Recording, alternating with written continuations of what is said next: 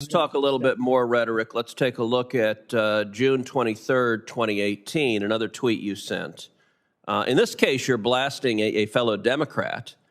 Decorum, directed at Steny Hoyer, the House Whip.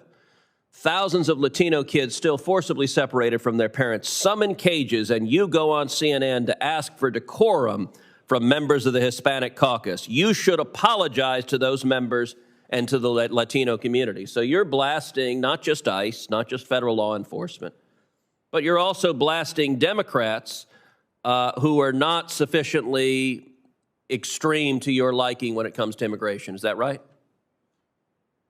Senator, I think family separation was a horror. The kids at the border looked like my cousins. And so you were really troubled by the kids in cages under President Trump? And as I was troubled with what happened to children in certain circumstances under the prior administration. Have you said one word about the kids in cages and the Joe Biden cages? The cages are bigger, they're more full. Have you said a word about it since it was a Democrat president putting kids in cages? Senator, respectfully, I believe I have, in certain circumstances, criticized immigration policy under the current administration. Have you said a word about the Biden cages, or is that rhetoric only directed at your political opponents? I can't say whether I've used the word cages, but I do believe I've been critical of Democrats and Republicans alike, and I believe Democrats and Republicans. You believe you've been critical of Democrats and Republicans alike. That's your sworn testimony today? Yes, and I believe the message you referred to with respect to Leader Hoyer speaks to that. All right, here's another one. You're retweeting Joyanne Reed, where she says we're learning daily the ugly consequences of having had a white supremacist administration.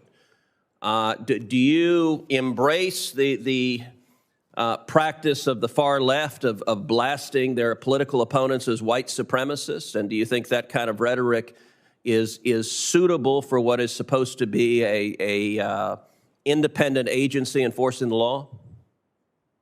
Senator, I don't recall sharing that. I don't believe the prior administration was a white supremacist administration. I've worked with Democrats and Republicans alike on the Senate Commerce Committee. Our research. Okay, well, you retweeted it, and I'll enter the tweet in the record. And I'm going to ask about one final one, which is something else you retweeted, where it was actually I gave a speech where I said critical race theory is bigoted, it is a lie, and it is every bit as racist as the Klansmen in white sheets. And you retweeted some fellow named John B. King with a gif of slamming the door. I take it you disagree with the proposition that critical race theory is bigoted. So tell us your views on critical race theory. Senator, Secretary King's great-grandfather was enslaved in Gaithersburg, Maryland, and I believe his point was that that history should be taught in schools. I don't recall that specific message, but I don't know if I have a top-line view. Do you agree with the propositions of critical race theory that America is fundamentally racist, that all white people are racist, that our institutions are irredeemably racist? Senator, I do not believe all white people are racist. I haven't given great thought to critical race theory before this hearing, sir, but I emphatically do not think all white people are racist, and I can't recall the other provisions of your question, sir. So, Madam Chair, I would ask unanimous consent that the tweets that I referred to be entered into the record. Without objection. Senator Lujan.